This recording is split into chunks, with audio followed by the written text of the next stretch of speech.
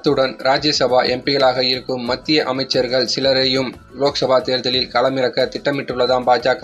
தற்போது ராஜ்யசபா எம்பிக்களாக இருக்கும் மத்திய அமைச்சர்களான நிர்மலா சீதாராமன், ஜெய்சங்கர் இருவரும் தமிழ்நாட்டுடன் தொடர்புடையவர்கள். ஆனால் தமிழ்நாட்டில் பாஜக ஒரு இடத்திலாவது வெல்லுமா என்பதுதான் தேர்தல் கருத்து கணிப்பு முடிவுகள் முன்வைத்து வரும் கேள்வி.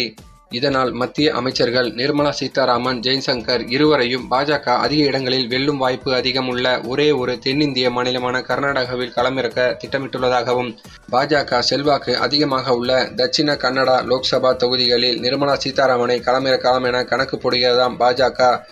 2009 முதல் 3 லோக்சபா தேர்தல்களும் பாஜகவின் நளின் குமார் கட்டீல் இத்தொகுதி எம்பியாக இருந்து வருகிறார். கர்நாடக மாநில பாஜக தலைவராகவும் பதவி வகித்தார் நளின் குமார் கட்டீல். கர்நாடக சட்டசபை தேர்தலில் பாஜக தோல்வி அடைந்ததால் நளின் குமார் கட்டீல் தமது பதவியை ராஜினாமா செய்தார். 2009